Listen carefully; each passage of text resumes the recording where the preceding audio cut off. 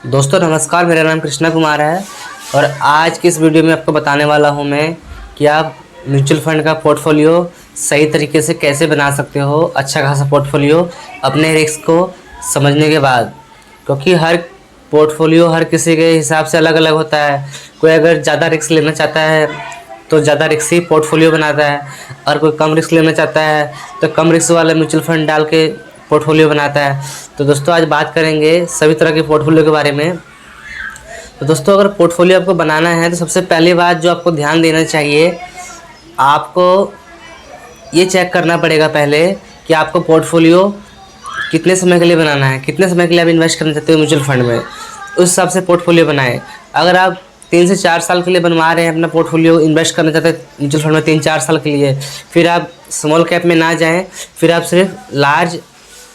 Large cap में invest करें और या तो फ्लेक्सी कैप में इन्वेस्ट करें। तो आप ज़्यादा से ज़्यादा अपने पोर्टफोलियो में एक लार्ज कैप, एक स्मॉल कैप ना रखें, एक लार्ज कैप, एक फ्लेक्सी कैप रखें, ताकि आपका अच्छा खासा एक जो आपका लार्ज कैप है वो आपको स्टेबल रिटर्न देगा और कम गिरेगा, मार्केट गिरेगा तो जो आपका जो फ्लेक्सी कैप है वो थोड़ा रिटर्न ज़्यादा देगा आपका लार्ज कैप से। बाकी अगर आप मिड कैप में इन्वेस्ट करते हैं तो उसमें आपको थोड़ा ज़्यादा टाइम देना पड़ता है, 5 साल से ऊपर ही, फिर आपको उसमें अच्छा खासा रिटर्न बनता है। रिटर्न तो उसका 1 साल में बढ़िया मिल जाता है, लेकिन कुछ पता नहीं अगर मार्केट गिरती है तो फंड बहुत ज़्यादा गिर भी जाते हैं। इसलिए कभी भी इन्वेस्ट करें तो अगर 5 से 10 साल के लिए इन्वेस्ट कर रहे हैं आप, तो हमेशा आप large cap, mid cap, small cap सब में मिला के इन्वेस्ट करें, ताकि आपका अच्छा खासा पोर्टफोलियो बने, डिवर्सिफाइड पोर्टफोलियो बने। तो दोस्तों अगर मान लीजिए आपको 10 साल 20 साल के लिए पोर्टफोलियो बनाना है म्यूचुअल फंड का, तो उसमें क्या करें, आप लार्ज कैप को अवॉइड भी कर सकते हैं, क्योंकि इसमें आप एक फ्लेक्सी कैप रखें, 2 रख सकते हैं स्मॉल कैप और 1 से 2 रख सकते हैं mid cap. High growth stock वाले म्यूचुअल फंड लें जिसमें बहुत ज़्यादा मतलब रिटर्न होने के चांस होते हैं। जैसे कि आप पहले उसका रेटिंग चेक करें म्यूचुअल फंड का, किसकी कितनी रेटिंग है। कम से कम 4 स्टार से ऊपर की रेटिंग जो होती है वही आप म्यूचुअल फंड सेलेक्ट करें, और रिटर्न ज़रूर देखें पिछले 5 सालों का, जिसका रिटर्न बढ़िया है और जो अपना जिसका अल्फ़ा जिसने अच्छा जनरेट किया है वो वाला म्यूचुअल फंड लें, क्योंकि जो अल्फ़ा जिसका जितना ज़्यादा होगा, मतलब कि अपने इंडेक्स जो उसका होता है बेंचमार्क इंडेक्स, उससे ज़्यादा रिटर्न देता है वो। अगर मान लीजिए किसी म्यूचुअल फंड का 4 है अल्फ़ा, तो 4 अल्फ़ा का मतलब ये है, अगर मान लो उस निफ्टी 50 इंडेक्स का मान लो अल्फ़ा रिटर्न दिया है 10% और अल्फ़ा आपका 4 है